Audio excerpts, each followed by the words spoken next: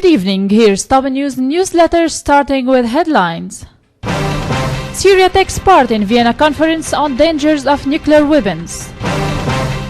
Jafari Syrian people patriotism is firm, no room for sedition or discord. Lavrov stresses Washington must coordinate with Damascus to fight Daesh in Syria. Israel halts American planning attacks on Muslim sites.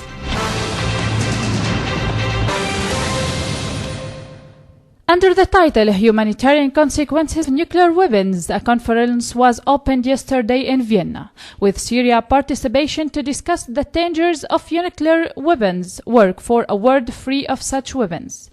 The Syrian delegation to the conference is headed by Syria's ambassador to Austria and its permanent representative to the UN and international organization in Vienna, Bassam Sabbagh.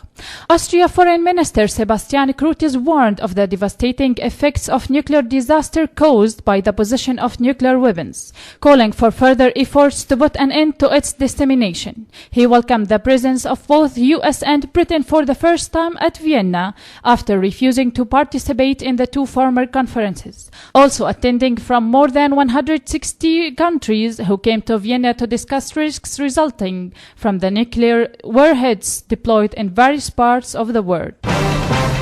Syria's permanent representative to the UN, Dr. Bashar al-Jafari, stressed that Syria stands against the murderers who adopted a segregation policy to sow discord and disunity among the people of Syria, who are challenging the conspiracy. Jafari emphasized that the Syrian crisis experiencing needs of all to join hands and stand together in the face of advocates of injustice and promote of ideas toward of the threat of sedition. Rather, to dedicate ourselves to the values of love and tolerance. He pointed the need not to forget to spread Palestine, whose people, including Christians, have been suffering for decades from being exposed to harassment and pressure.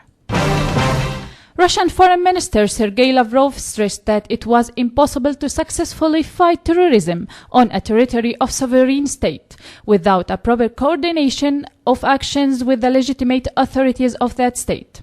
Washington should coordinate the fight against the terrorists of so-called ISIS through direct contact with the Syrian government and without Moscow mediation, said Lavrov in an interview with RAI Novosti. He thinks that there is a need for mediation in contacts between Damascus and the Americans, Lavrov said, adding that there was plenty of opportunities for direct contacts between the two sides.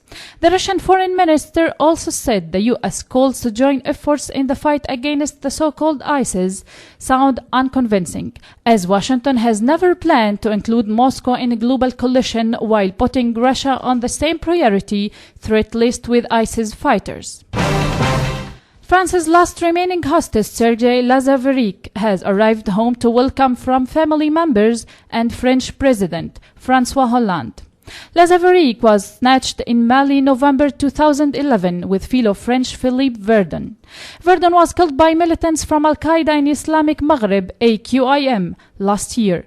Hollande says there are no more French hostages in the world. The French government has denied paying ransoms for the release of captives. He was expected to be taken immediately to a military hospital for checkups before joining his family. Lazarevic told reporters that he would like to thank the people of Niger who have collaborated with France to get him free. He added that he left fine. Hollande also thanked the authorities in Niger and Mali who had worked towards this happy outcome. An American being held in Israel on weapons charges has told investigators he was considering attacking Muslim holy sites. Israeli police say Adam Everty Levix was arrested last month after an undercover agent discovered the alleged plot because weapons and ammunition stolen from the Israeli army were found at his home. His arrest comes with tension between Israelis and Palestine running high because of dispute over access to major holy site in Jerusalem known to Muslims as Al-Haram al-Sharif. Levix was charged on Monday with conspiring with his roommate, an Israeli soldier, to steal almost 2 kilograms of explosive from the Israeli army and being in the country illegally. He also told about his negative opinions towards the Arab population in Israel and his desire to cause harm to Muslim holy sites in Israel. The indictment said, something he subsequently alleged admitted during questioning the police and the security services. That's all for today. Thanks for joining us. I'm Nibal Hneidi. Good night.